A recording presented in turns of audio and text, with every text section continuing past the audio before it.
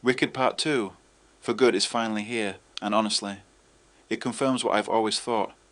Act 2 of the musical has never been strong enough to carry its own movie. Part 1 benefited from the big Act 1 numbers. Popular, defying gravity, the emotional arcs, all of it. Part 2 is stuck adapting the weaker half of the story, and the film doesn't fix the underlying problems. The end of the first movie sets up a revolution. Elphaba discovers the wizard is corrupt. She flies off, and it feels like everything is about to explode. But in Part 2, that revolution never actually happens. Elphaba just flies around, causing minor disruptions instead of leading anything meaningful, while Glinda stays with the wizard even though she knows he's evil. It makes her motivations feel confused and inconsistent. Act 2 also keeps repeating scenes with the wizard where it looks like everyone might make peace, even though nothing has changed. It's dramatically flat and doesn't push the story anywhere.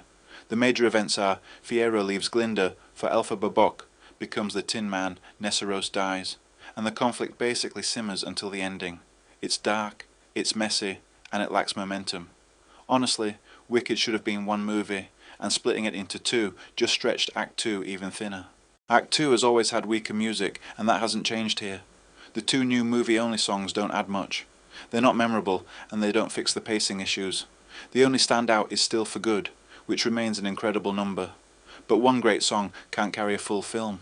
Cynthia Erivo is still phenomenal, but the script gives her far less to do this time. Surprisingly, Ariana Grande is much better in Part 2. Her dramatic moments land, and she has the emotional spotlight this time around. She can't match Erivo's vocal power. Nobody can. But her acting is one of the highlights. Jonathan Bailey is solid, but underused. Jeff Goldblum is mid. Michelle Yeoh is still miscast. The VFX are hit and miss. Elphaba's flying can look unnatural at times, and the Scarecrow design is surprisingly weak. But Bok's transformation into the Tin Man is fantastic. Dark, unsettling, and visually memorable. For Good is well done for the most part, but the film keeps going with a clunky epilogue and an unnecessary final happy memories insert shot. It doesn't ruin the moment, but it doesn't help it either. My final thoughts. To me, Wicked Part 1 is a great film and is an 8 out of 10. Wicked Part 2 is an okay film and scores a 6 out of 10. It's not a bad film. The performances are strong, and there are emotional moments that work. But Act 2 simply wasn't designed to hold a full movie. The story is thin, the pacing is messy, and the musical numbers just aren't on the level of Part 1. The biggest problem? Wicked should have been one movie.